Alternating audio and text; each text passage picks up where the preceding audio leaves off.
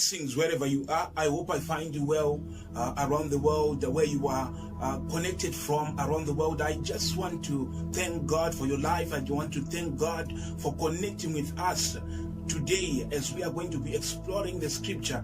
Today we are going to be speaking about how can one walk in the glory of God. How can you experience that glorified walk in Christ Jesus?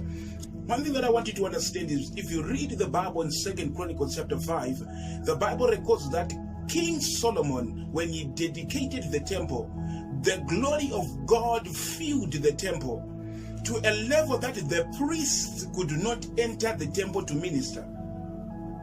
And the Bible records that upon every man who existed and who has ever existed here on earth, no one is richer or had the wealth equivalent to Solomon. Solomon is said to be the richest man ever to exist. Though Jesus, when he came, greater than Solomon is here. Meaning Jesus was greater than Solomon, and you and I, we are greater than Solomon. But that's a revelation for another day.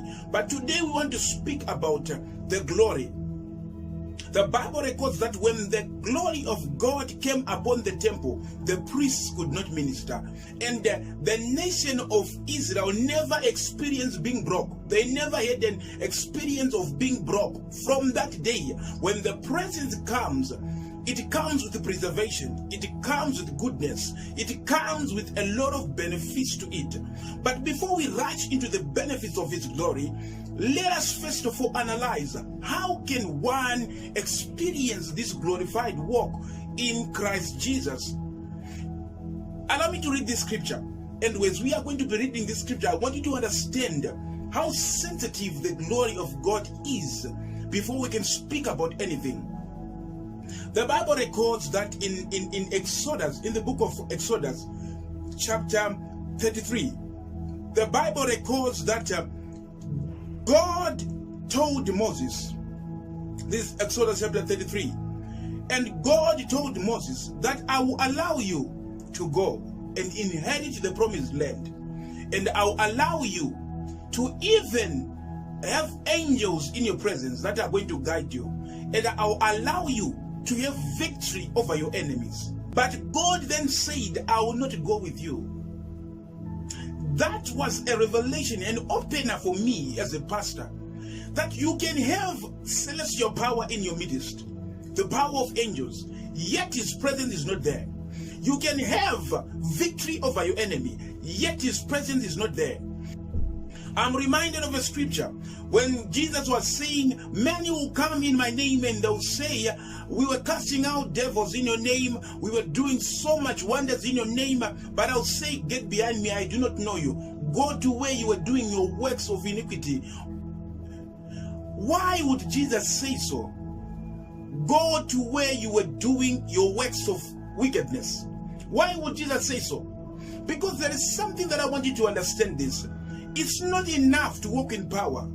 You have to understand the presence of His glory, or the glorious presence of the Lord. Because a lot of people are accustomed, they are drawn into ministry because of God's power. But yet God's power does not divine His presence. His presence is glory. Moses understood His glory, that you cannot do anything without the glory of God. No matter angels are with you, no matter you are given guarantee over your enemies, no matter you are given guarantee that you are going to receive God's promises, Moses refused. He never allowed God to leave because he was not there for God's promises only. Neither was he there for God's angels. No. Neither was he there to overcome his enemies. No, he was there to walk with God, to walk victoriously with God. That is what is lacking in the modern day church. I hope I'm speaking to a brother, I'm speaking to a fellow pastor. There are some times whereby we are drawn and we become accustomed to God's power, to God's manifestation. But yet, we are no longer sensitive. We are no longer being sensitive to God's glory, God's presence. The Lord said, I'll allow you to go without my presence. But Moses said, no, God, we cannot. And I like what he said in Exodus chapter 33, verse of 18. He said, show me your glory. He wanted assurance that God was not going to leave them. Because even though he was given assurance to overpower his enemies, to inherit the promise, to have celestial power in their midst, still Moses saw it as something that was not enough. He needed the presence of God to be with them. There was a time in the book of Samuel whereby the Ark of the Covenant was taken captive by the Philistines, meaning to say the glory of the Lord was taken. And calamity came upon the children of Israel in those times because they allowed the glory to depart. So I hope I'm speaking to a brother. I hope I'm speaking to a fellow pastor that it's possible to manifest God's power, yet his presence is no longer there.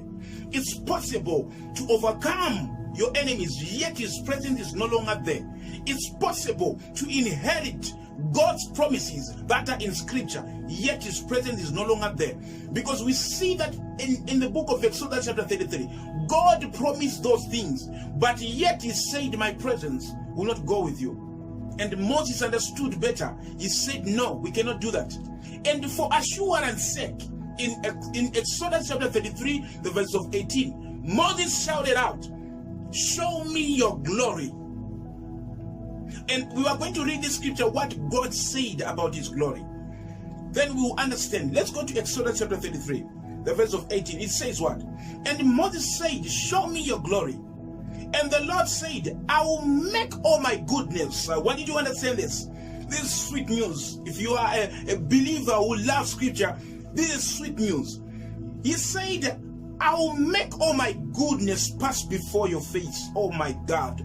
I want you to understand this. He is asking for God's glory. And God is saying, don't worry. I will allow you to see all my goodness. Not some. All my goodness. And he said, I will proclaim the Lord by name before you. I will be gracious to whom I will be gracious. I will show mercy to whom I will show mercy. But he added, you cannot see my face, for no one can see my face and live. The Lord said, here is a place by me. That's another revelation for another day. A place by me. You station yourself on a rock. When my glory passes by, I will put you in a cleft in the rock, and I will cover you with my hand while I pass by. Then I will take away my hand, and you will see my back, but my face you must not see. I want you to understand this. He asked for God's glory, and God said, I will allow my goodness, all my goodness, to pass before you. Glory be to God. What is the goodness of God? What is his goodness? Because if Moses was asking for his glory, and God said, I will allow you to see my goodness, meaning to say his goodness is the resemblance of his glory. Glory be to God. So we want to see, what is the goodness of the Lord? What did Moses see when God passed by? Let's go into scripture and let's read Exodus chapter 34, the verse of 5. The Lord descended in the cloud and stood with him, and there he proclaimed the name of the Lord. The Lord passed by before him and proclaimed the Lord. The Lord, the compassionate, the gracious God, slow to anger, the abounding in love and the faithfulness, keeping loyal love for thousands, forgiving iniquity and transgressions and sin. But he by no means leaves the guilty unpunished, responding to the transgression of fathers by dealing with the children and the children's children to the third and the fourth generation. I want you to understand this. When Moses asked, show me your glory, the Lord said, I will show you. I will allow my goodness to pass before you. And the goodness of the Lord, we see it here in Exodus chapter 34. The Bible says, when the Lord came and stood with him, he proclaimed his name. So the first thing that you have to understand when you are walking in God's glory, you have to proclaim his name. When we are speaking about proclaiming his name, it's not only about shouting the name Jesus, neither shouting the name of the Lord Jehovah. No. We are speaking about living according to his character, way of life, and behavior. When you portray the character, way of life, and behavior of the Almighty, that is the first step of walking in God's glory. Because that is what Moses saw when he asked for God's glory. I will allow my goodness to pass before you. The goodness of the Lord starts with you conforming to the character of his Son, whereby the name of Jesus will resemble power, not just a noun, but it will resemble power upon your life. So, and the second thing the Bible says, then he proclaimed the Lord of compassion. Let me tell you this, pastors, fellow preachers, prophets, apostles, I want you to understand this part. When you walk in compassion, that is where you understand the manifestation of God's power. You cannot manifest God's power when you do not have compassion. The Bible says whenever Jesus would heal people, you would have compassion upon them. The book of Acts said how God anointed Jesus Christ of Nazareth, that he went about doing good. That doing good can only start when compassion is part and parcel of you. When you walk in compassion, you understand the pain of a person who's suffering with a need of healing. You understand the pain of someone who's bound by demons, who needs the miraculous power to be set free. So compassion is when you walk in compassion, you resemble his glory. And the Bible says his gracious God, his gracious nature. So Moses also saw his graciousness, the gracious God, grace. When you understand grace, and when you minister grace to others, when you walk not to condemn others, because we do not carry a spirit of condemnation. There is no more condemnation for those who are in Christ Jesus. When you understand his gracious nature, you go about doing good. You go about resembling his gracious nature. And when you resemble his gracious nature, you are resembling his glory. You are resembling his glory, his gracious nature. He is a gracious God. So Moses saw again his gracious nature, which resembled his glory. And the Bible says, slow to anger, slow to anger, long suffering. God's nature, it's God's nature. He is long suffering. He is slow to anger. When you are slow to anger, you are resembling the nature of God's glory. Because there is a huge misunderstanding that I always see amongst believers. They think that God's glory is only limited to the radiance, to the brilliance, to the shining part. No, it's not only locked in splendor and in radiance. No, it is locked in the resemblance of his nature. Because you are empowered to resemble him. The Bible says in John chapter 1, to those who believed him, he gave them power to be called sons of God. So you are empowered. When you are empowered to resemble his nature, the nature of his Son. You are empowered to resemble what Christ was here on earth. So are you. That's why the Bible says that when he appears in the book of 1 John, we will be like him. We will be like people gazing in a mirror, because he is being formed inside of us. And when he is being formed inside of us, glory be to God, we are going to be walking in his glory. There is no way he can be formed in you and you fail to walk in his glory. You can only walk in his glory when his fullness is being made manifest in and through you. The Bible says it's no longer I who lives, but it is Christ who lives in us. So you are empowered to resemble God's glory. You are empowered to resemble God's splendor and majesty. As Adam was in the book of Genesis, so are you. The Bible says Adam was created, and the Bible records that he was created in the image and likeness. In the glory, he resembled God on earth. He was the exact replica of God on earth. Let us make men in our own image and likeness. So, as God was sitting in his splendor and glory in heaven, Adam was resembling God's splendor and glory on earth. So now you are of a better covenant. A better covenant that you resemble his glory better than Adam. You are coming from the revelation of the glory of God, which is locked up in the mystery of Christ Jesus, who is the resemblance of God's glory. According to Hebrews chapter 1, he is the radiance of God's glory. So if Jesus was the radiance of God's glory, what he resembled on earth, grace, compassion, love, long-suffering, it is the exact thing that the Bible is saying he is the radiance of God's glory. What people were seeing upon him was the exact thing that resembled the glorious nature of the Father who is seated on high. I want you to understand this.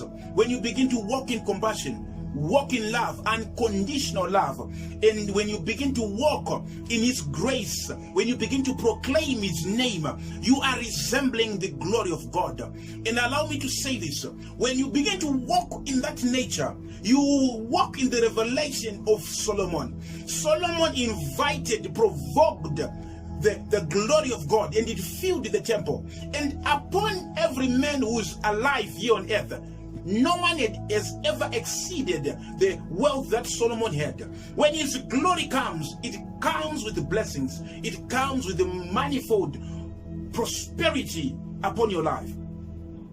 The Bible speaks about Obed-Edom. When the Ark of the Covenant was coming from the Philistines had captured the Ark and they had placed it in the temple of Dagon. The next day when they woke up, they saw Dagon had fallen.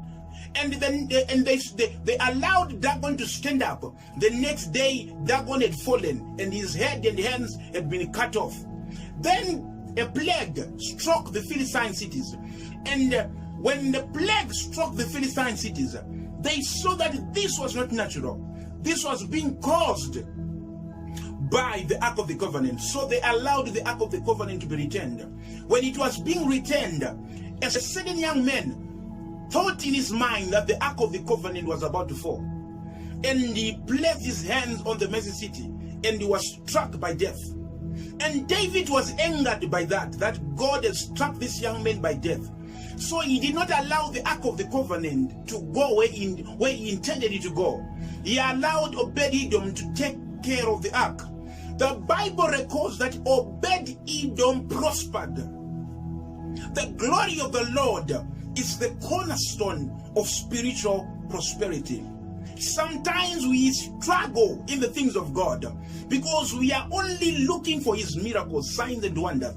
We are now walking in the path of the Sadducees and the Pharisees. They were only looking for signs and wonders, yet they did not see that he is the glory. He is the resemblance of God's glory who was in their midst. So a lot of people at church, we look for miracles.